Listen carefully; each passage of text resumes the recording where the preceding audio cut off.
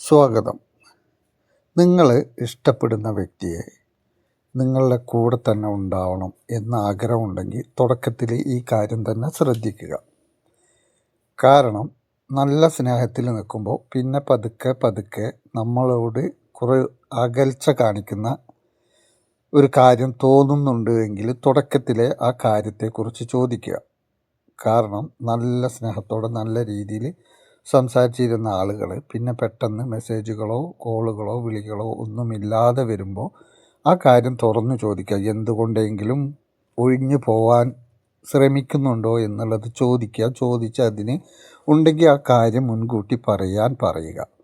കാരണം വെറുതെ കാത്തിരുന്ന് ഒരാൾ മാത്രം കാത്തിരുന്ന് മറ്റാൾ വേറെ ചിന്തയിലേക്കും മറ്റുള്ള ആളുകളിലേക്കും പോകുമ്പോൾ അതൊന്നും തിരിച്ചറിയാതെ നമ്മൾ കാത്തിരിക്കുമ്പോൾ അത് പിന്നീട് വലിയൊരു വിഷമത്തിലേക്കാണ് ചെന്നെത്തുക. കാരണം നമ്മൾ ആത്മാർത്ഥമായി സ്നേഹിക്കുകയും ചെയ്യും, ആ വ്യക്തി മറ്റൊരാളിലേക്ക് പോവുകയും ചെയ്യും. അപ്പോൾ അങ്ങനെ ആകുമ്പോൾ നമുക്കത് തീരെ സഹിക്കാൻ പറ്റാത്തൊരവസ്ഥയാവും. അപ്പോൾ അത് തുടക്കത്തിലേ തിരിച്ചറിയുക എന്നുള്ളതാണ് ഏറ്റവും വലിയ കാര്യം.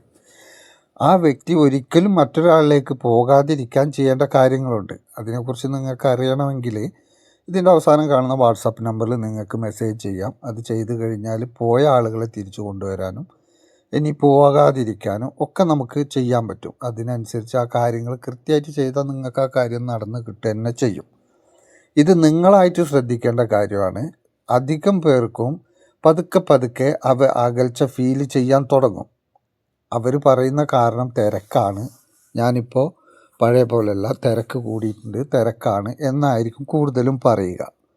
അപ്പോൾ ആ തിരക്കാണ് ആദ്യകാലങ്ങളിലൊന്നും നമ്മളെ വിളിക്കുമ്പോഴൊന്നും ഇല്ലാത്ത തിരക്ക് പിന്നെ പെട്ടെന്ന് വരുമ്പോൾ അത് നമ്മൾ തിരിച്ചറിയണം. ആ തിരക്ക് എന്തുകൊണ്ടാണ്, ശരിയായ തിരക്ക് തന്നെയാണോ എന്നുള്ളത്. അല്ലാതെ അത് വിശ്വസിച്ച് മുന്നോട്ട് പോകരുത്.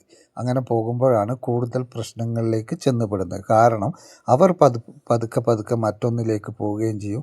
പിന്നെ നമ്മൾ അവർക്കൊരു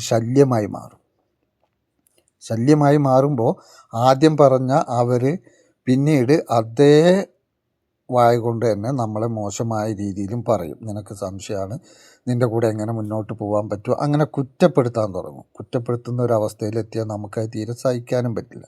അപ്പം അങ്ങനെയുള്ളവരൊക്കെ നമുക്ക് തിരിച്ച് കൊണ്ടുവരണമെങ്കിൽ കൊണ്ടുവരാൻ പറ്റും.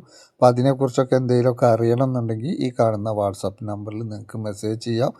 മെസ്സേജ് ചെയ്ത് കഴിഞ്ഞാൽ തീർച്ചയായിട്ടും ആ വ്യക്തിയെ നിങ്ങൾ ആഗ്രഹിക്കുന്ന രീതിയിൽ തന്നെ കൊണ്ടുവന്ന് കൂടെ നിർത്താൻ കഴിയുകയും ചെയ്യും. എല്ലാവർക്കും നന്ദി, നമസ്കാരം.